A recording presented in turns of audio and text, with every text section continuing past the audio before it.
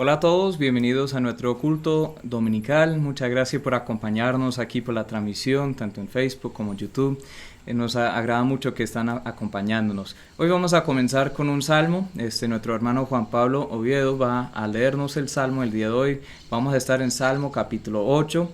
Solo unos versículos ahí que espero que sean muy impactantes para sus vidas. Vamos a escuchar lo que dice el hermano Juan Pablo. Buenos días a todos, a todas, a todos los amigos, a todas las amigas, a todos los hermanos, hermanas y a todas las personas que nos ven a través de estos medios. En este día estamos celebrando una vez más nuestro culto dominical por estos medios virtuales que, a pesar del aislamiento, hemos visto cómo Dios es el mismo y cómo en medio de las circunstancias difíciles vemos más su amor, nos es más evidente su bondad, su, su benevolencia y su misericordia hacia nosotros. Quisiera que antes de o arrancando esta reunión, quisiera que meditáramos sobre el Salmo 8, versos 3 al 5. Dice de la siguiente forma: Cuando veo tus cielos, obra de tus dedos, la luna y las estrellas que tú formaste, digo, ¿qué es el hombre para que tengas de él memoria y el hijo del hombre para que lo visites?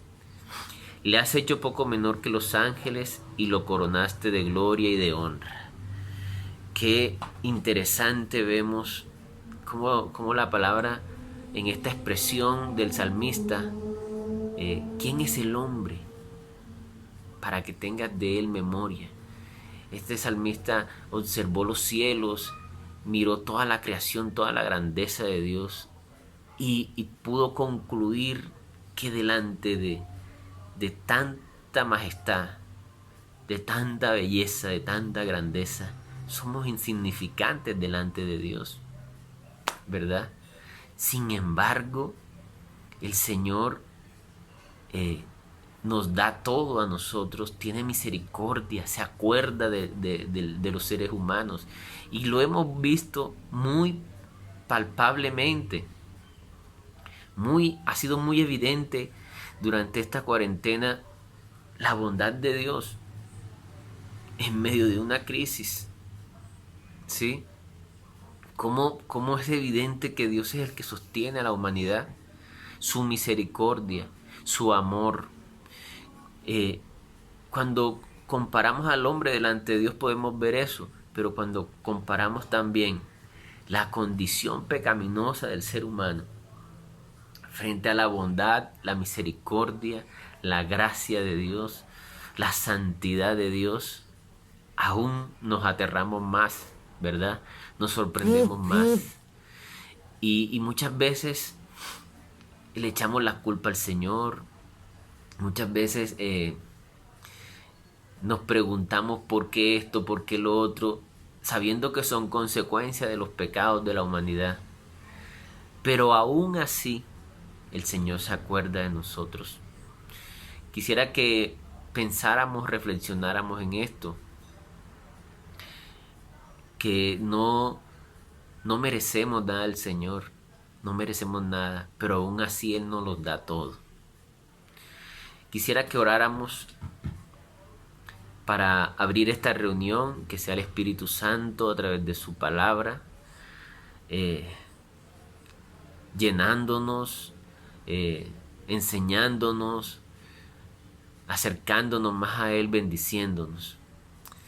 Señor, te damos gracias porque, a pesar de todas las circunstancias y toda nuestra condición, tú te acuerdas de nosotros, Señor.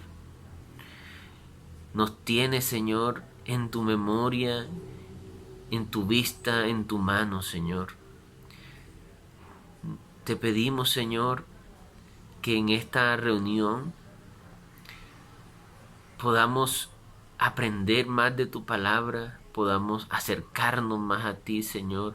Que la luz tuya, Señor, alumbre nuestro entendimiento para reconocer nuestra condición y para reconocer tu grandeza, tu amor, tu misericordia, Señor. Ayúdanos, Señor, enséñanos, Señor.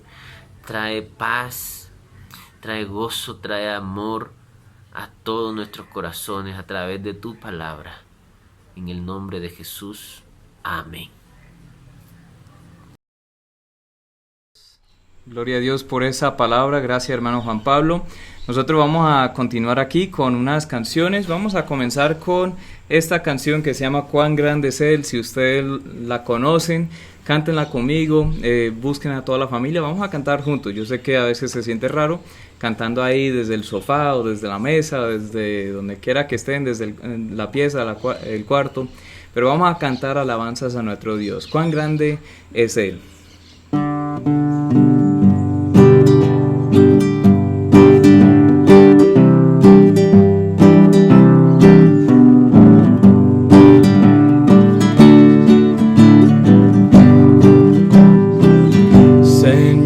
Mi Dios, al contemplar los cielos, el firmamento y las estrellas mil, al oír tu voz en los potentes truenos y ver brillar el sol en su cenit.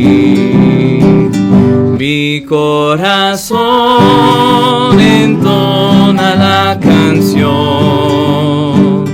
cuán grande es Él, cuán grande es Él.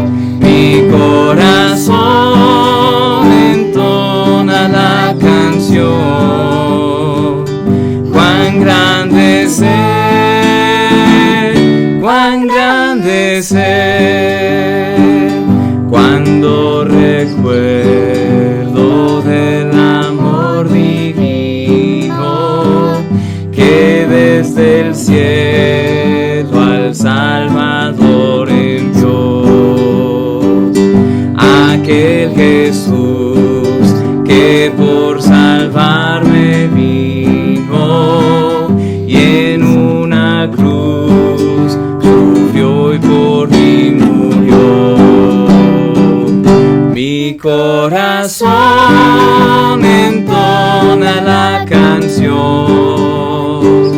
cuán grande es Él, cuán grande es Él.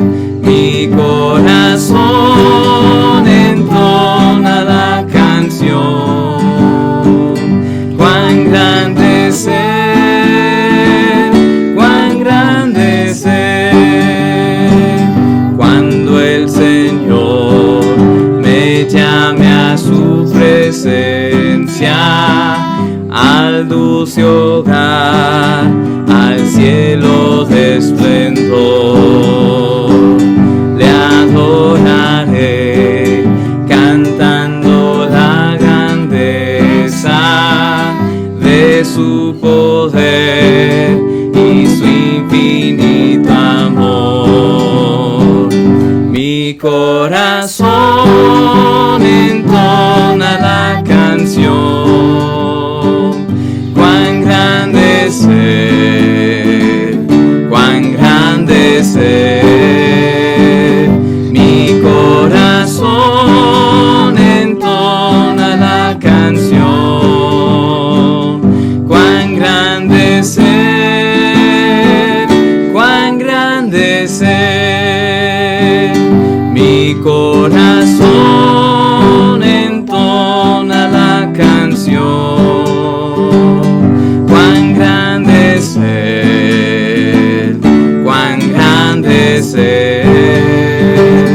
Mi corazón entona la canción, cuán grande es Él, cuán grande es Él. Amén, gloria a Dios, Él es grande. Vamos a escuchar ahora de un misionero que nosotros hemos apoyado desde hace unos años. Él es un pastor en Bogotá, Colombia, es un pastor misionero, se llama Cristian Súa, y su familia nos va a dar un pequeño reporte de su obra misionera. Estemos orando mucho por esta familia. Yo voy a estar predicando, de hecho, mañana una conferencia virtual con él y su iglesia. Pero que yo le pedí un favor hace una semana de que nos diera un reporte de cómo va la obra, cómo va la familia y las personas allá de la iglesia. Vamos a escuchar del pastor Cristian Súa.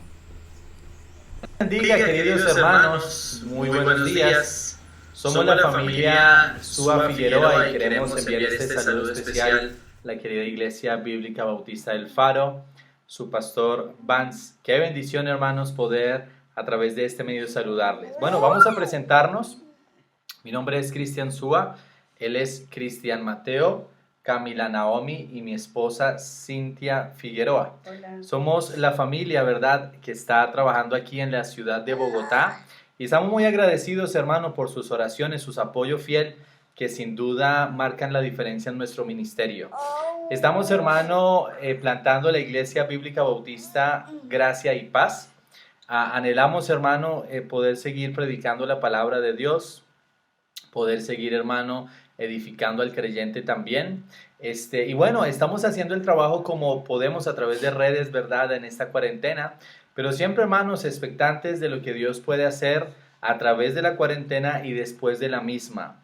Así que, bueno, nuestro anhelo, hermanos, nuestro deseo, nuestro corazón es que podamos volver a verles, es que puedan seguir orando por nosotros y que puedan entonces, hermanos, también a contemplar algunas peticiones de oración en este momento. Bueno, la primera, hermanos, es que ustedes puedan orar por sabiduría para manejar o para pastorear correctamente en este momento. Y ustedes puedan también, hermanos, orar para que podamos también, hermanos, volver a reunirnos pronto. Es el deseo, que podamos abrir otra vez las puertas de la iglesia.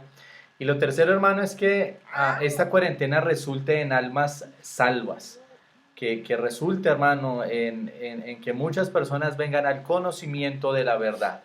Entonces, bueno, hermanos, un abrazo fuerte para cada uno de ustedes. Les amamos, como les digo, estamos tan agradecidos con ustedes, hermanos. Así que, bueno, un abrazo en el Señor. Dios les bendiga. Hasta luego. Bye, bye, bye, bye. Di bye, bye, Cami. Bye. Chao, chao.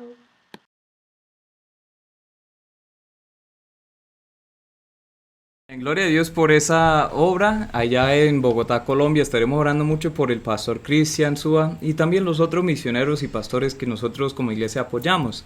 Hay obras tanto aquí en Colombia como en el exterior, en Venezuela, en Perú. Nosotros como iglesia, nosotros tenemos la convicción de que el evangelio, las buenas nuevas, es para todos.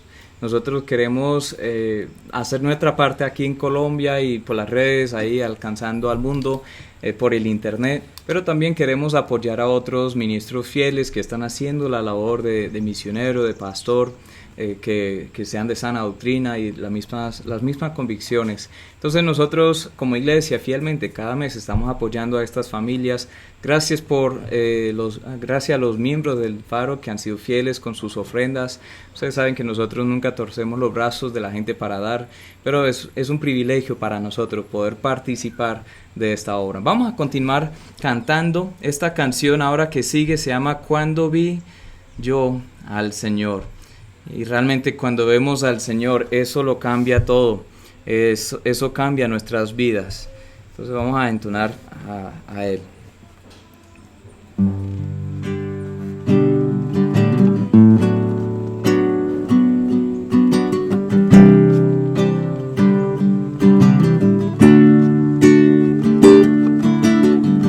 Cuando vi yo al Señor sentado sobre un trono alto y sublime, vi serafines que allí daban voces diciendo: Santo, Santo, Santo, Jehová de los ejércitos. Toda la tierra está llena de su gloria.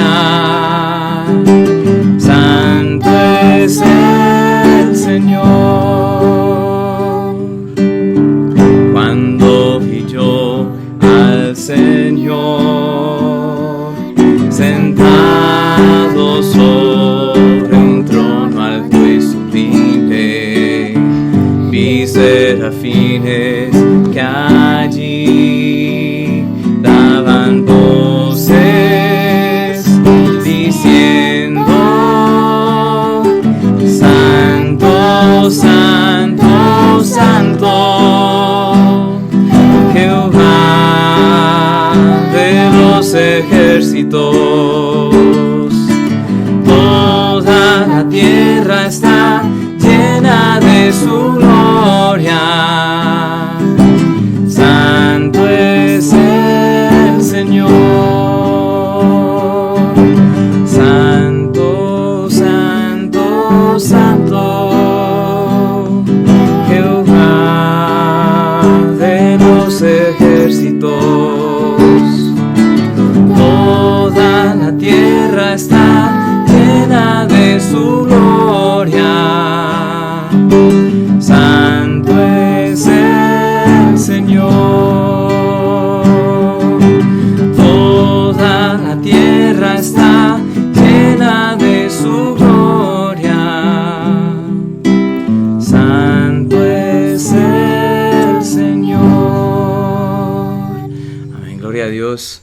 Este corito vino del libro de Isaías, el capítulo 6, que ahorita estaremos estudiando, que cuando el profeta Isaías vio al Señor, todos los serafines estaban cantando, esas criaturas angelicales estaban cantando, santo, santo, santo es el Señor. Y después de un evento allá que estaremos estudiando en unos minutos, Isaías pudo responder a una necesidad que el Señor le comentó. Y él dijo, Señor, heme aquí, envíame a mí. Fue una experiencia que cambió la vida de Isaías y espero que nosotros también podemos tener una experiencia así parecida. Vamos a entonar otra canción, se llama Heme aquí, envíame a mí, también de este mismo capítulo 6 de Isaías.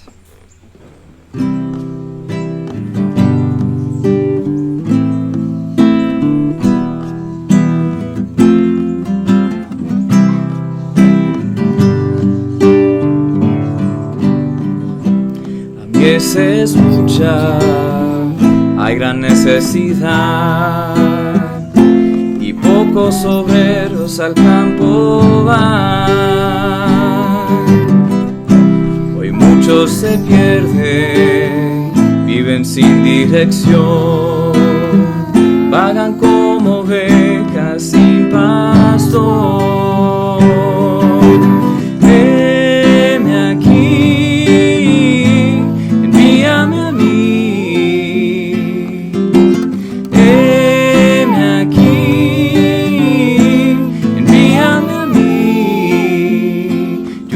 Por aquellos que vagan sin ti, envíame a mí, yo iré. Bonito el coro, ¿no?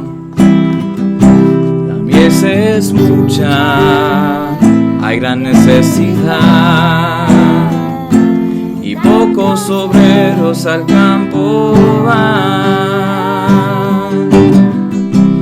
Muchos se pierden, viven sin dirección, vagan como ovejas sin pastor. Heme aquí, envíame a mí.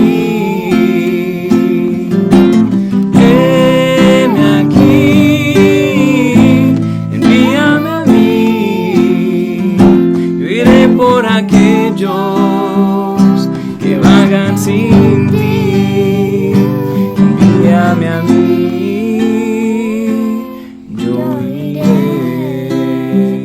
yo iré por aquellos que vagan sin ti, envíame a mí, yo iré. Amén. Espero que ese deseo sea nuestro deseo, todos nosotros. Damos gracias a Dios porque nos ha dado un privilegio de conocerlo, pero también de ser usado por Él. Vamos a buscar nuestras Biblias en este momento. Muchas gracias a Mira, mi hija, por cantar, por ayudar a pasar las diapositivas. Bueno, vamos a buscar nuestras Biblias, vamos a ir al libro de... el libro de Isaías capítulo 6. vamos a considerar este texto tan impresionante, tan hermoso. Nosotros aquí vamos a estar estudiando el tema cuando tú ves a Cristo. Cuando tú ves a Cristo, todo cambia. Todo, absolutamente todo cambia. Yo creo que la mayoría de nuestros problemas en la vida es que Dios no está en su lugar, no está en el lugar correcto. Que nosotros hablamos de Dios y realmente hablamos de Dios como si fuera el centro de nuestras vidas. Pero a veces me pregunto si en realidad lo es. Amigo, ¿cuál es el centro de tu vida? Muchos de nosotros diríamos, sí, claro, es Dios, es la Biblia, es mi salvación, es la esperanza que Dios me da, pero realmente, ¿cuál es el centro de tu vida? Casi todos diríamos eso, pero ¿será que muchos de nosotros nos hemos engañado a nosotros mismos? Yo creo que sí. Yo creo que muchos de nosotros nos hemos dicho que creemos, nos hemos dicho que Cristo es el centro, pero realmente no lo es. ¿Qué pasa cuando se quita todo lo que vemos como importante? ¿Qué pasa cuando hay problemas en nuestra familia? Y el familia estaba en el centro de la vida. Nuestro esposo, nuestra esposa, nuestros hijos, nuestros padres, lo que sea. Pero ya cuando hay problemas, las cosas quedan inestables. ¿Qué pasa cuando los amigos te dan la espalda? Y sientas ese cuchillo en la espalda, esa traición. ¿Qué pasa cuando el dinero ya no alcanza? Muchos hoy en día están pasando por esa misma situación. ¿Qué pasa en esos momentos? ¿Qué pasa cuando la salud ya no te permite vivir cómodamente? Cuando estás en una enfermedad, cuando tienes algún problema. ¿Qué pasa cuando tu trabajo te despide? En ese momento se revela a veces cuál es realmente el centro de nuestra vida. ¿Qué pasa cuando toda tu estabilidad desaparece? ¿Qué pasa cuando todo el mundo se cae por encima? Pues cuando ya no tienes nada, la pregunta es si tendrías suficiente para vivir, para seguir adelante, para tener una vida realmente abundante. Hoy vamos a considerar la historia de Isaías, pero antes de llegar a Isaías y el encuentro que él tuvo con Dios directamente en Isaías capítulo 6, tenemos que entender el contexto, porque la primera frase de Isaías 6 nos habla de un contexto histórico muy importante. Pues hay una triste historia de un rey que se llamaba Usías. Este profeta Isaías vivió durante el reino de Usías. Usías reinó durante más de 50 años. O sea, era un reino bastante extendido, bastante próspero también, porque él servía a Dios y parece que el rey Usías era el regalo de Dios para ese pueblo de Judá. Ustedes pueden buscar su historia, uno de los pasajes que hablan de eso es en 2 de Crónicas, capítulo 26. No vamos a leer todo el capítulo porque es bastante largo, pero en ese capítulo veremos que ese rey Usías era un hombre que buscaba a Dios. Qué logro, ¿no? Que ahí dice, desde el principio él buscaba a Dios. Desde que comenzó a reinar a los 16 años, él buscaba a Dios. Gloria a Dios por eso. Era un gran líder, exitoso de guerra y pues tenía triunfos, éxitos por todos lados. Ya ahí en ese capítulo detalla los reinos que él pudo derrotar. Era un amigo de la agricultura. Eso es interesante porque hasta usa esa frase, amigo de la agricultura. Él sembraba muchas cosas y bajo su imperio él o su reino ellos eran muy prósperos ahí en cuanto a la tierra. Era un amigo de la ingeniería. Los inventos y las máquinas y todo. Era muy famoso en todos los sentidos. Hasta que había un momento en la vida de Usías que realmente llegó a ser su ruina. Vamos a leer la segunda mitad, del libro de 2 de Crónicas capítulo 26. Dice desde el versículo 15. E hizo en Jerusalén máquinas inventadas por ingenieros, para que estuviesen en las torres y en los baluartes para arrojar saetas y grandes piedras. Imagínense esas máquinas, estamos hablando de hace miles de años, casi 3.000 años que se escribió esto, hace mucho tiempo. Pero esas máquinas grandes y bueno, él tenía eso y dice su fama se extendió lejos. porque fue ayudado maravillosamente, escuchen esto, hasta hacerse poderoso. Mas cuando ya era fuerte, su corazón se enalteció para su ruina, porque se rebeló contra Jehová su Dios, y entrando en el templo de Jehová para quemar incienso, en el altar de incienso, y entró tras él el sacerdote Azarías, y con él 80 sacerdotes de Jehová, varones valientes, se pusieron contra el rey Usías, y le dijeron: no te corresponde a ti, oh Usías, el quemar incienso a Jehová, sino a los sacerdotes, hijos de Aarón, que son consagrados para quemarlo. Sal del santuario, porque has prevaricado, y no te será para gloria delante de Jehová. ¿Qué pasa con este rey? Él era muy grande en sus propios ojos. Después de 50 años, más de 50 años reinando ahí, se creía por encima del estándar de Dios, por encima de lo que Dios había dicho. Él se creía alguien muy importante, más importante que lo que Dios había dicho. ¿Qué pasa? El versículo 19 sigue diciendo esto. Entonces Usías, teniendo en la mano un incensario para ofrecer incienso, se llenó de ira. ¿Cuál fue la actitud de él? En vez de arrepentirse, decir, bueno, discúlpeme, no fue mi lugar, bueno, Dios perdóneme, perdóname Dios porque erré, fracasé, pequé aquí en hacer algo que no me corresponde a mí. En vez de eso, se llenó de ira. Y en su ira contra los sacerdotes, la lepra le brotó en la frente, una enfermedad horrible, una enfermedad más contagiosa que COVID-19, que coronavirus, una enfermedad que es casi siempre muy fea, o sea, se caen los dedos, se caen, o sea, un brazo entero, comenzando con los dedos y la mano y hasta el codo y pierden narices, pierden los pies y todo, quedan mancos y esa enfermedad se come los nervios en todo el cuerpo y lo que pasa es que la gente no se siente el dolor y es algo horrible, horrible. Y la ley decía que los que tienen lepra no pueden ni siquiera estar dentro del pueblo, tienen que estar en las afueras de la ciudad. Este rey estuvo en un lugar donde no debía haber estado, en el templo, en el santuario, donde solo los sacerdotes pudieron entrar. Está haciendo una función que no le correspondía, creyéndose más importante. Pero en vez de decir, erré, pequé, se llenó de ira. La lepra le brotó en la frente delante de los sacerdotes en la casa de Jehová, junto al altar de incienso. El versículo 20, y le miró el sumo sacerdote Azarías y todos los sacerdotes, y aquí la lepra estaba en su frente, le hicieron salir apresuradamente de aquel lugar, y él también se dio prisa a salir porque Jehová lo había herido. Así el rey Usías fue leproso hasta el día de su muerte, habitó leproso en una casa apartada, por lo cual fue excluido de la casa de Jehová, y Jotam, su hijo, tuvo cargo de la casa real, gobernando al pueblo de la tierra.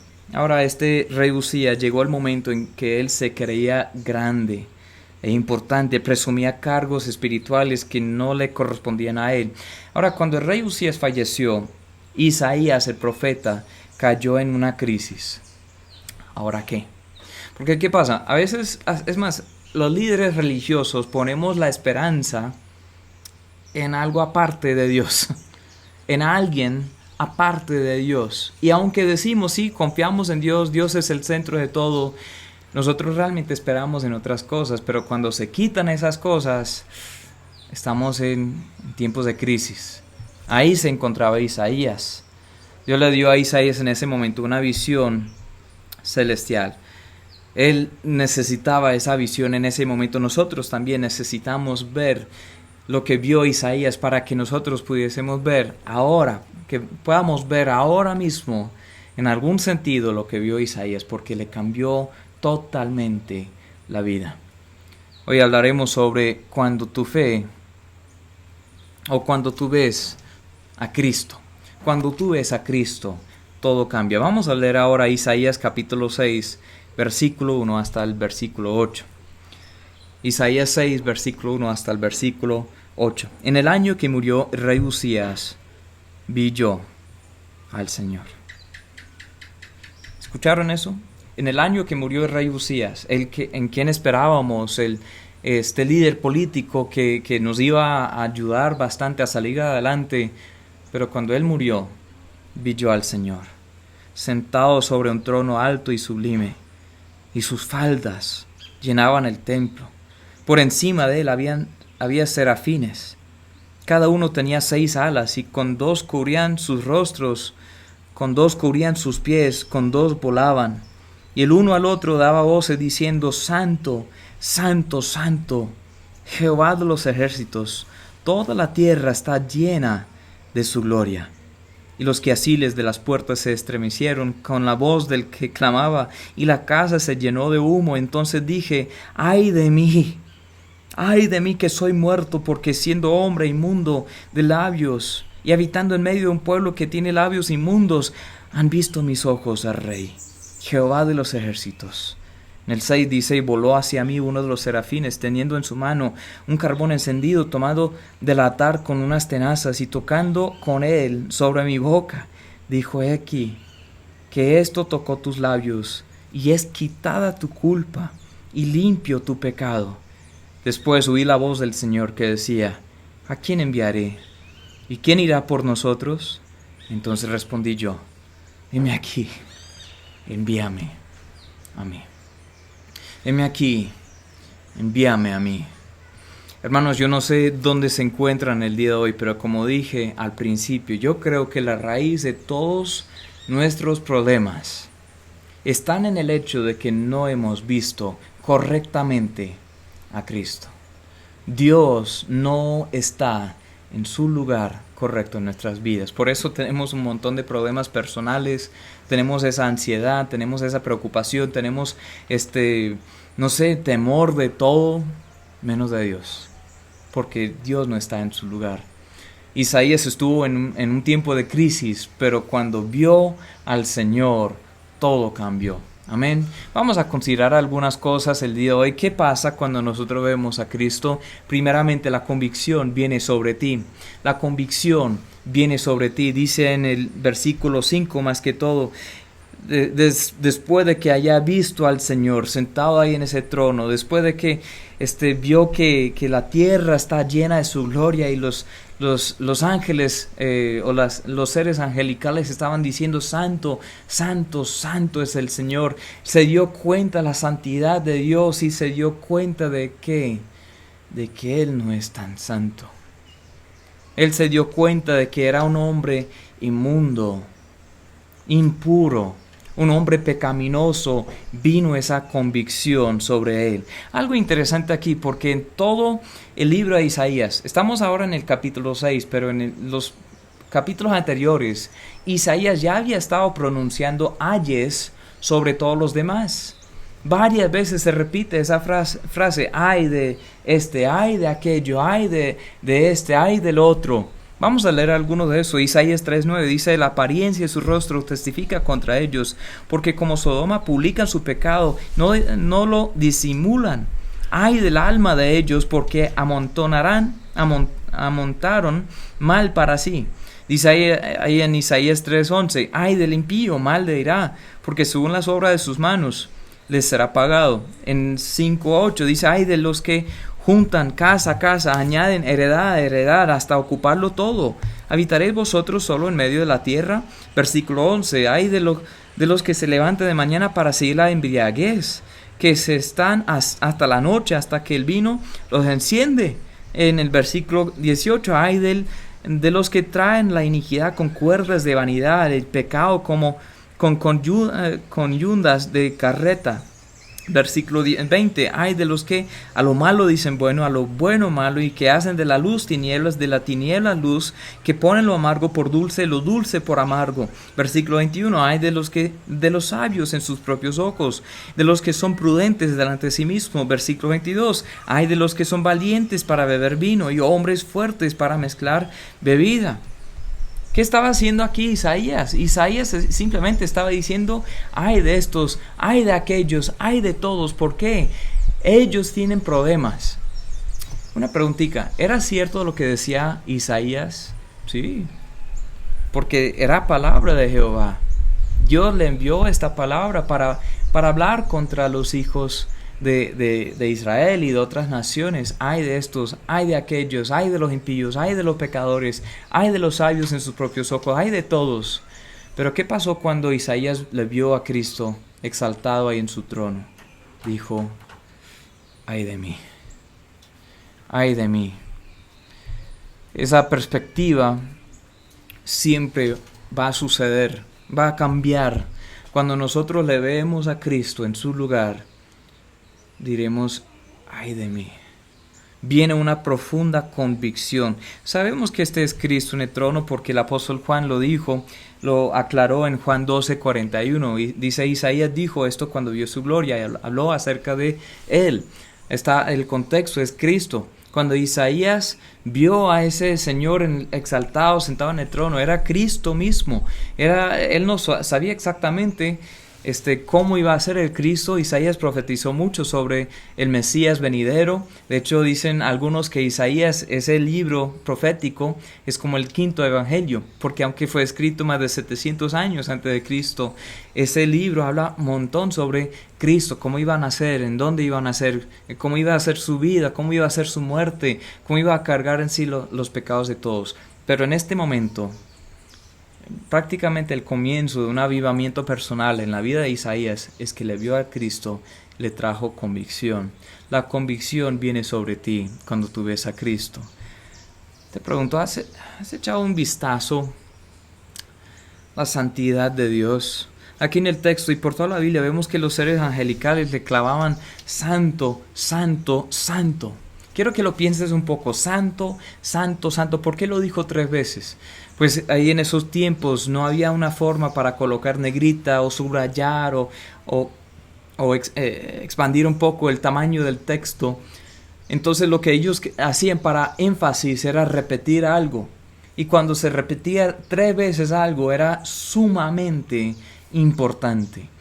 Pero es importante tener en cuenta esto, que cuando dice santo, santo, santo, vemos que Dios es amor, pero nunca dice que Dios es amor, amor, amor. Vemos que Dios es misericordia, pero nunca vemos que es misericordia, misericordia, misericordia. Ni siquiera justo, justo, justo. Pero aquí dice que es santo, santo, santo. La santidad, más que una característica sobresaliente de Dios, es su mera identidad. Es la identidad de Dios. Es tan santo. ¿Qué significa santo entonces? Santo significa apartado, consagrado, único, especial y puro. Dios es todo esto y mucho más. ¿Has pensado en la santidad de Dios? Tú y yo somos seres humanos. Y a veces nosotros hablamos de alguien que tiene un corazón bondadoso, tiene mucha generosidad o tiene mucho altruismo, o sea, piensa en otras personas y decimos, no, ese es un santo realmente, es un santo. Cuando nosotros pensamos en un santo, a veces pensamos en los santos de la Iglesia Católica, los que han sido canonizados, pero eso no tiene nada que ver con lo que dice la palabra de Dios. ¿Qué vemos aquí? Que Dios es santo y no hay como Él, no hay nadie como Dios. Es totalmente apartado, es totalmente puro y consagrado y único, especial. ¿Por qué comenzó a Isaías decir ay de mí en lugar de ay de aquellos? Es porque se vio a sí mismo a la luz de quién es Dios y no a la luz de quiénes son los demás. Porque cuando Isaías estaba ministrando, él veía el pecado de los otros. Y es cierto que ellos tenían pecado. Y es cierto que el mensaje de Isaías era importante para ese momento. Pero cuando Isaías vio a Cristo sentado en su trono, exaltado y sublime, y los ángeles cantándole santo, santo, santo, se dio cuenta de una cosa. Yo no soy tan santo como pensaba.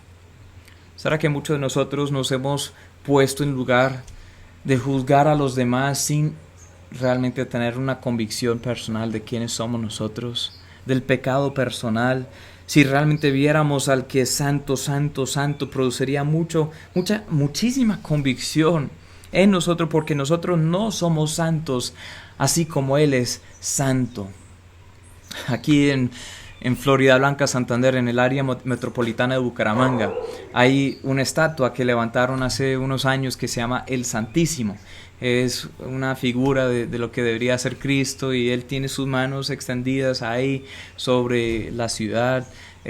Bucaramanga, Florida Blanca y Piedecuesta está ahí también, Roitoque y Lebrija se ve, Girón se ve, y bueno, todo este sector y el Santísimo. Y es interesante porque ahí montaron mucho turismo, hay mucha gente que va para visitar al Santísimo. Pero hay gente que pasa eso todos los días y debajo de la nariz, literalmente, el Santísimo, hay una abundancia de pecado. ¿Por qué?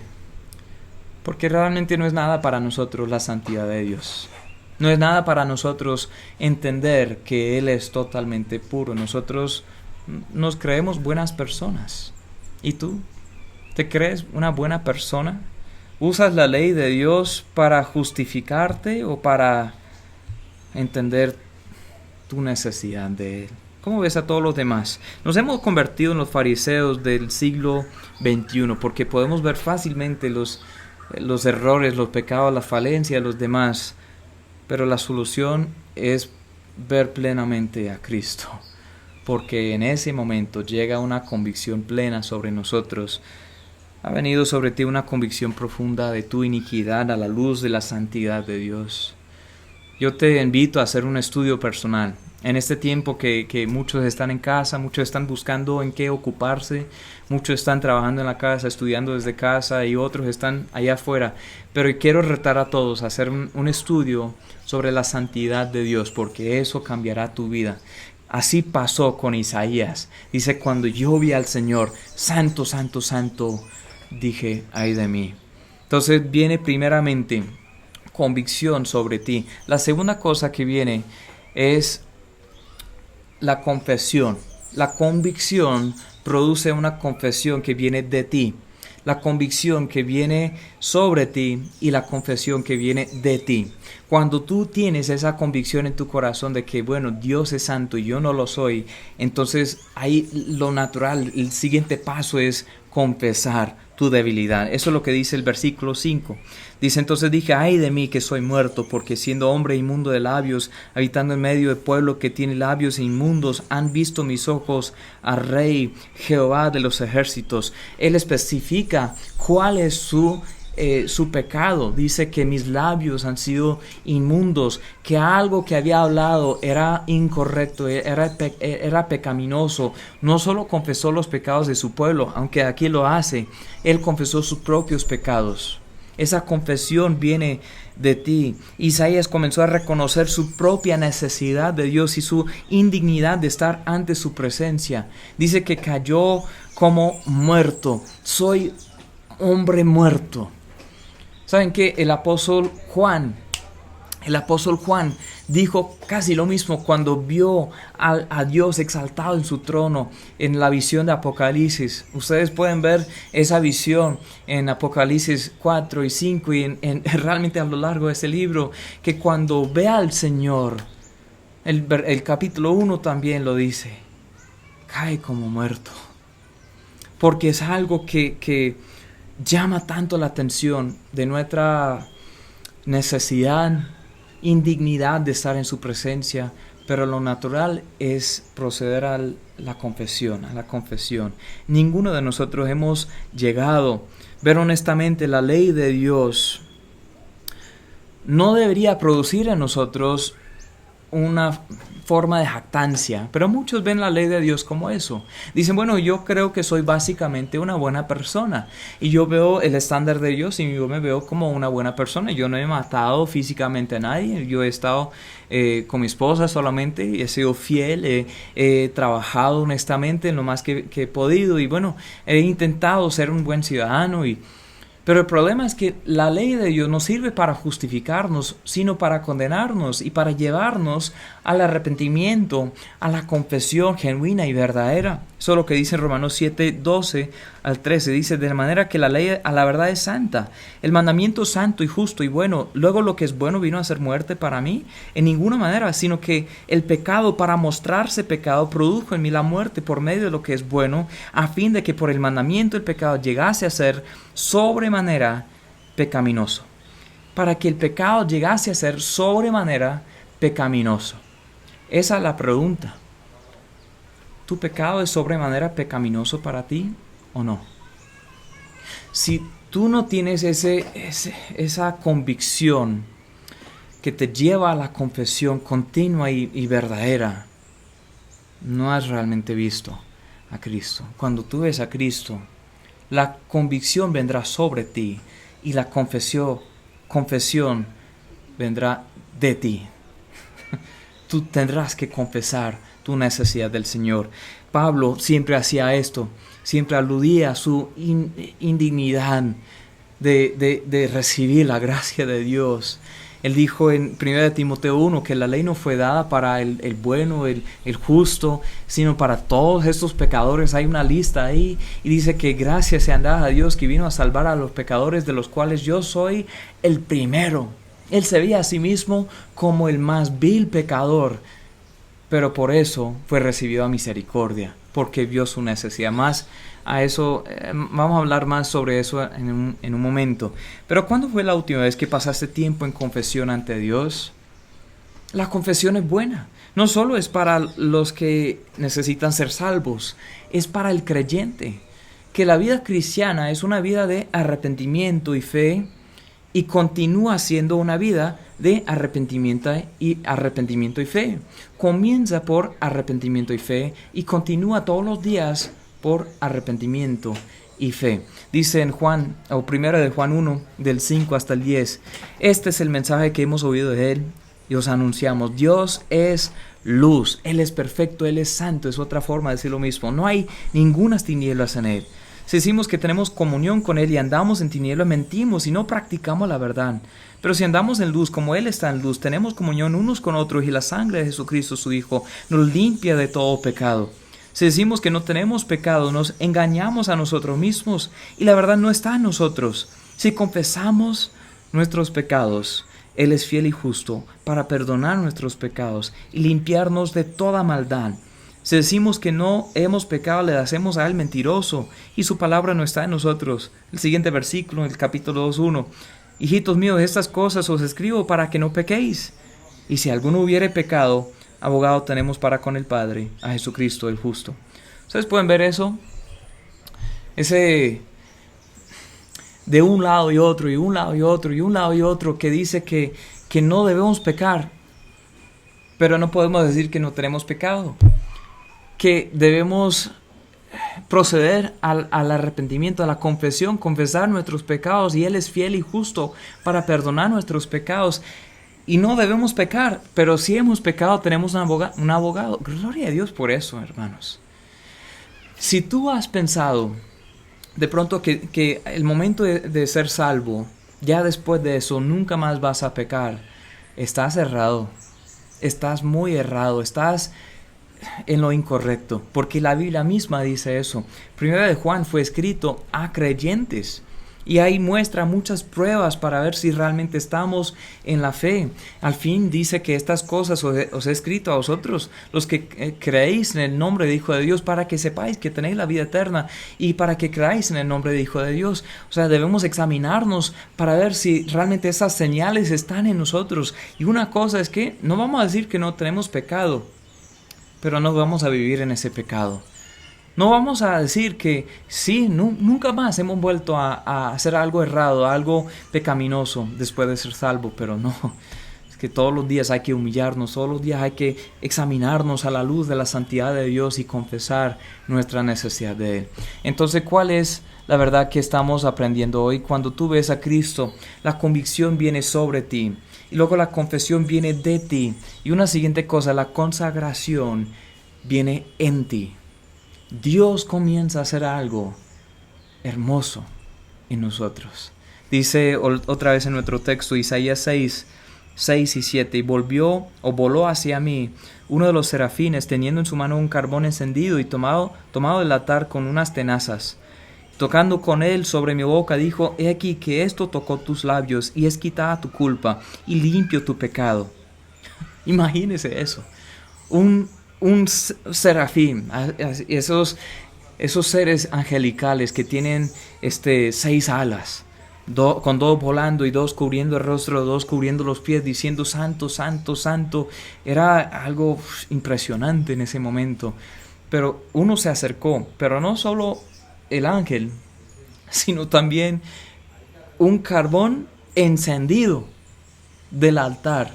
Imagínense un carbón, no solo cualquiera de la carne asada, del asado que una familia puede hacer hoy en día, pero del altar del cielo, un carbón de allá.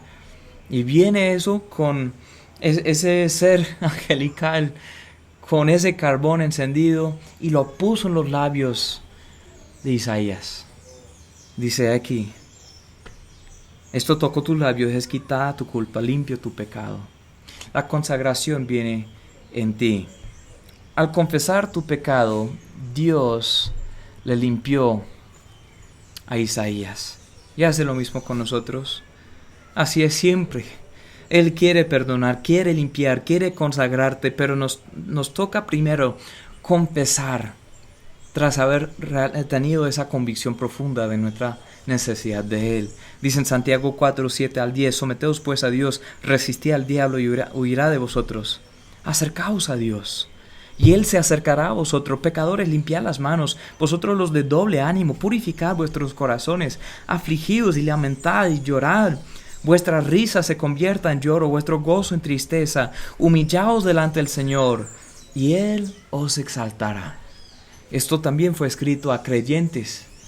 Y ustedes, los que están jugando con el mundo, los que están jugando con el pecado, los que están ahí metidos en no sé qué, deberían acercarse más a Dios. Él sí es grande, exaltado y sublime, es santo, santo, santo. Pero al acercarte a Dios y realmente confesar tu necesidad de Él, viene la consagración en ti. Él viene a limpiarte. Él los exaltará, dice. Gloria a Dios por eso. La consagración es simplemente vivir una vida en santidad, apartado para Dios. Una vida apartada para Dios. Por toda la Biblia vemos la descripción de Dios como santo y el mandato a que seamos santos, así como Él es santo. Es quien nos santifica. Él nos consagra, nos purifica, nos limpia, pero solo lo hará cuando venimos ante Él con un espíritu quebrantado, un corazón contrito. El rey David es un ejemplo que vemos en el Antiguo Testamento, un hombre conforme al corazón de Dios, como la Biblia lo describe, como Dios lo describe. Pero ¿qué pasó con el rey David? En un momento, él vio a una mujer que no era su esposa, codició a esa mujer, estaba bañándose, estaba desnuda, y él mandó a traer a esa mujer, durmió con esa mujer, cometió adulterio con esa mujer. Era una mujer casada, y no solo con cualquier hombre, era una mujer casada con uno de los soldados más fieles que tuvo el rey David. ¿Y dónde estuvo el esposo de esta mujer, Betsabé? Él estuvo en la guerra. ¿Dónde debía haber estado el rey? También en la guerra, pero estuvo ahí viendo a esa mujer desnuda. Mandó a traer a esa mujer, ella se embarazó, mandó a traer entonces al esposo, porque tuvo temor. Dijo, bueno, al esposo, yo quiero que vayas donde tu esposa para que duermas con ella, para que descanses un poco. Y él dijo, yo no puedo hacer eso porque mis hermanos están en la guerra. Y vez tras vez tras vez el rey David intentó cubrir su pecado y en fin no pudo. Entonces mandó a matar al esposo de Betsabé. Imagínense. Pero viene el profeta de Dios, le confronta, y el rey reconoce su pecado. El rey reconoce que necesita el perdón de Dios. La respuesta de este rey David fue totalmente diferente a la respuesta que dio el rey Usías, con quien comenzamos esta historia.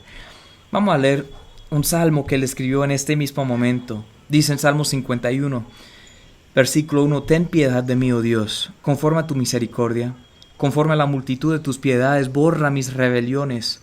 Lávame más y más de mi maldad y limpia de mi pecado, porque yo reconozco mis rebeliones.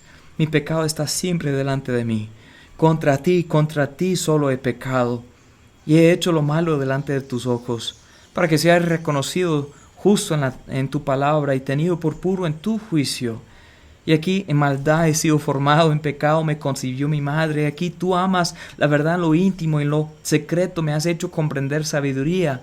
Purifícame con hisopo y seré limpio. Lávame y seré más blanco que la nieve. Hazme oír gozo y alegría y se recrearán los huesos que has abatido. Esconde tu rostro de mis pecados y borra todas mis maldades.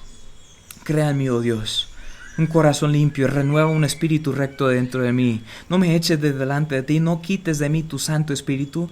Vuélveme el gozo de tu salvación, espíritu noble me sustente.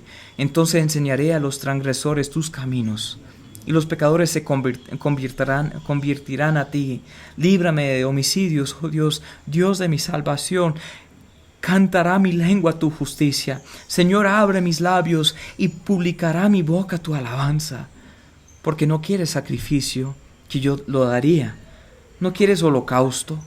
Los sacrificios de Dios son el espíritu quebrantado, el corazón contrito y humillado. No despreciarás tú, oh Dios. Amigo, muchos que profesan fe en Dios nunca han experimentado realmente este nivel de consagración. No se sientan limpios en Dios. ¿Por qué? Nunca han visto la santidad de Dios.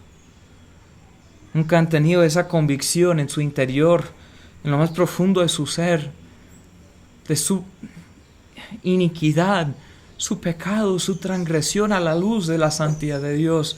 Y por eso nunca han procedido a la confesión. Y por no haber procedido a la confesión, nunca ha venido la consagración. Mucha gente está practicando la religiosidad, pero están así, como dice el Salmo, ofreciendo sacrificios, haciendo cosas religiosas. Y Dios dice, eso no es lo que busco. O sea, ofrecer sacrificios en ese tiempo no era malo. Pero ¿qué buscaba Dios? Un corazón contrito, un espíritu quebrantado. ¿Tienes un espíritu quebrantado? Un corazón contrito. Entonces en ese momento, al confesar tu pecado, viene la consagración y Dios hace lo que solo Dios puede hacer. Hermanos, vamos a repasar aquí un poco. Hay un punto más y ya terminamos. La convicción viene sobre ti. La confesión viene de ti. La consagración viene en ti. Y por último, la comisión viene a ti. La comisión viene a ti. En Isaías 6:8, un versículo que muchos han dicho de memoria, de pronto han citado, pero de pronto no en su contexto correcto. Habiendo pasado por todo lo anterior, Isaías escribe lo siguiente: después oí la voz del Señor que decía, ¿a quién enviaré? ¿Y quién irá por nosotros? Entonces respondí yo, heme aquí, envíame a mí. Heme aquí, envíame a mí. ¿Cuándo vino esto? ¿Cuál es la primera palabra de este versículo? Después. Después de ver la santidad de Dios, después de ver a Cristo, vino esa convicción, esa confesión, esa consagración y luego aquí la comisión. El orden es muy importante, hermanos. Es demasiado importante. ¿Qué pasa, hermanos? Todo lo que Isaías había experimentado en los primeros versículos, luego después pudo responder a la voz del Señor en el versículo 8. ¿Sabes que Dios tiene un propósito para tu vida? Porque muchos no nos aprovechamos de ese plan, ese propósito. Estamos dispuestos a pronunciar condenación ahí para otros, sobre otros, pero no a examinarnos a nosotros mismos. Nosotros estamos siendo distraídos por nuestros propios planes. Hay otras cosas en el centro de nuestras vidas. Estamos enredados con los placeres y los propósitos de este mundo, tanto que Dios está diciendo, quiere decir, ¿a quién enviaré? ¿Quién irá por nosotros? Pero no hemos visto la santidad de Dios, no hemos procedido a un nivel de convicción que nos lleva a la confesión, que produce una consagración que luego permite una comisión. ¿Cuál es el problema? No hemos visto plenamente a Cristo. ¿Sí ves el proceso? Convicción, consagración, confesión y comisión. es importante. Es todo un paquete para cada creyente. Dice en 1 Pedro 2:9, mas vosotros sois linaje escogido, real sacerdocio, nación santa, pueblo adquirido por Dios, para que anunciéis las virtudes de aquel que os llamó de las tinieblas a su luz admirable. Vosotros que en otro tiempo no erais pueblo, pero que ahora sois pueblo de Dios, que en otro tiempo no habíais alcanzado misericordia, pero ahora habéis alcanzado misericordia. Gloria a Dios por esto, hermanos, que antes no conocíamos a Dios, pero al ver nuestra necesidad de Él, arrepentirnos y creer, ahora somos el pueblo de Dios. Y es un proceso continuo de arrepentirnos y creer, de seguir día tras día en la fe del Señor Jesús. Pero Él tiene un propósito para nosotros. Es todo un paquete. Nos llamó de las tinieblas a la luz para algo. La gran comisión es para todo creyente, pero tienes que verle plenamente a Cristo. Eso es lo que aclaró el Señor Jesús antes de ascender al cielo, después de la muerte, sepultura y resurrección de Cristo. Dice en Mateo 28:16, pero los 11 discípulos se fueron a Galilea, al monte donde Jesús les había ordenado, y cuando le vieron, le adoraron, pero algunos dudaron. Le vieron. ¿Sí vieron cómo comienza esto? Y dice ahí Jesús, se acercó y les habló diciendo, toda potestad me es dada en el cielo y en la tierra, por tanto, id y haced discípulos a todas las naciones, bautizándolos en el nombre del Padre, del Hijo, del Espíritu Santo, enseñándoles que guarden todas las cosas que os he mandado. Y aquí yo estoy con vosotros todos los días hasta el fin del mundo. Amén. Todo comenzó con ver a Cristo. Y cuando Cristo está en su lugar, todo lo demás cae en orden. Amigo, yo te lo aseguro. Si Cristo está en su lugar en tu vida, todo lo demás cae en orden. No digo que será fácil. Dios tampoco lo dijo a Isaías. Ahí mismo en Isaías 6, si uno sigue leyendo el resto de ese capítulo, del versículo 8 hasta el 13 en adelante, realmente todo el libro, ¿qué pasa? El Señor dice, no, pues será difícil. El pueblo no querrá oír tu voz. El pueblo no querrá hacerte caso. Pero es importante que me seas fiel. Ahí en Hebreos 12, este último texto, ya terminamos. Hebreos 12:1 dice, por tanto nosotros también, teniendo en derredor nuestro tan grande nube de testigos, despojémonos de todo peso y el pecado que nos asedia. Corramos con paciencia la carrera que tenemos por delante, puestos los ojos en Jesús. ¿En quién? En Jesús, el autor y consumador de la fe, el cual por el gozo puesto delante de él, sufrió la cruz, menospreciando el oprobio, se sentó a la diestra del trono de Dios. Considerad a aquel que sufrió tal contradicción de pecadores contra sí mismo, para que vuestro ánimo no se canse hasta desmayar, porque aún no habéis resistido hasta la sangre, combatiendo contra el pecado. ¿Dónde deberían estar puestos nuestros ojos? En Jesús, el autor y consumador de la fe. Hay algunas preguntas para terminar, amigo. Algunas preguntas muy importantes. Primeramente, ¿quién o qué es tu rey Usías? ¿En quién has puesto tu confianza realmente? ¿En quién realmente estás dependiendo? ¿A quién estás viendo más que cualquier otro? ¿A qué? ¿El trabajo, el dinero, la familia, el estudio, la seguridad económica, la estabilidad política? Y cuando esas cosas se quitan, así como sucedió con Isaías en el año que el rey Usías murió, el rey que supuestamente debería ser el mejor rey, y wow, qué gran rey. Nos sucede muchas veces en nuestras vidas que esperamos en los políticos para salvarnos y no en Dios. Está sucediendo hoy en día con esta situación que estamos viviendo aquí en el año 2020.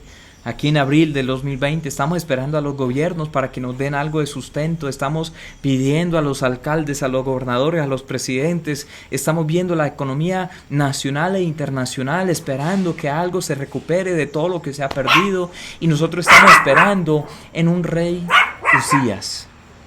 ¿Quién es tu rey Usías? ¿O qué es tu rey Usías? La segunda pregunta, ¿cómo ha sido tu actitud acerca de ti mismo? ¿Te ves como una buena persona? ¿Has estado dispuesto a condenar a otros ignorando tu propia iniquidad? Yo creo que todos hemos caído en esa trampa. Todos hemos estado ahí en eso mismo. Si eches una mirada al Señor y contemples su santidad, su grandeza y su poder, todo va a cambiar. Te lo aseguro, amigo. ¿Has llegado a sentir esa convicción? profunda en tu ser, tu absoluta debilidad y necesidad de Él. Espero que hoy sea el día, si nunca has sido salvo, si nunca ha habido un momento en que has depositado tu fe plenamente en el Señor Jesús, que hoy sea el día de salvación para ti, que hoy pudieras ver tu necesidad absoluta de Él, que venga esa convicción sobre ti. La convicción debería llevarte a la confesión, al arrepentimiento genuino y a la fe. Siguiente pregunta. ¿Has permitido que Dios te consagre o has resistido su obra en ti? Su voluntad es que seas santo así como Él es santo, a que Él quiere tu santidad, es su voluntad, es su plan para ti, que día tras día tras día seas transformado de gloria en gloria a su imagen, que no te conformes a este siglo, a este mundo, a este sistema mundial, sino que seas transformado por la renovación de tu mente. ¿Has permitido esa obra en tu vida o lo has resistido? A veces el proceso de limpieza duele, pero vale la pena dejarle hacer esa obra porque luego nos lleva a esa comisión. ¿Has oído la voz del Señor? Después dice, oí la voz del Señor que decía,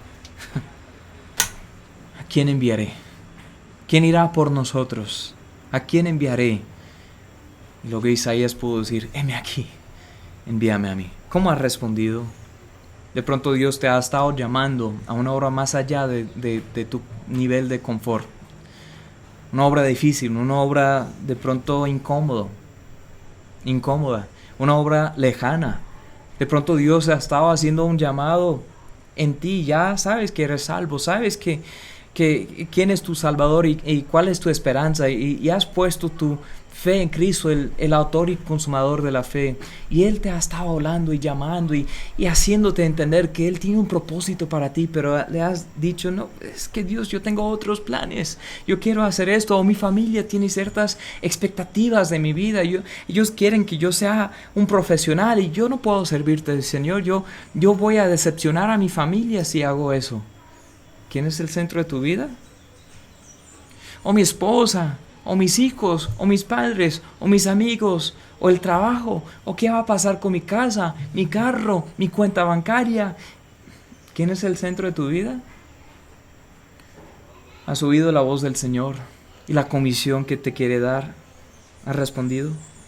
La comisión viene solo después de la convicción, la confesión, la consagración y luego sí, Dios tiene una comisión para cada uno de nosotros, un propósito especial. Yo no te puedo decir cuál es, porque solo Dios lo sabe. Pero para oír esa voz, tienes que verle plenamente al Señor. Mantén siempre la mirada puesta en Jesús, el autor y consumador de la fe. Vamos a orar, amigos. Padre, muchas gracias por regalarnos otro día más de vida. Gracias por regalarnos este tiempo, Señor, en que hemos podido estudiar tus Sagradas Escrituras y ver esta historia del profeta Isaías y como él, aunque te conocía y te servía, todo realmente cambió cuando te vio. Señor, yo te pido que nosotros podamos verte a la luz de la palabra, a la luz de la revelación general. Ahí por la creación vemos tu grandeza. Las eternas cosas invisibles se han hecho claramente visibles. Señor, yo te pido que podamos verte por la revelación específica en tu palabra, ver tu santidad, y luego nos daremos cuenta de nuestra gran necesidad. La convicción, la confesión, la consagración y la comisión viene como resultado. Padre, te pido que si hay alguien aquí que no es salvo, que hoy escuche tu voz, que hoy te acepte, que hoy ponga su vida plenamente en tus manos, que no esconda nada de ti, que confíe realmente en ti. En tu nombre pido estas cosas, para tu gran gloria. Amén y amén.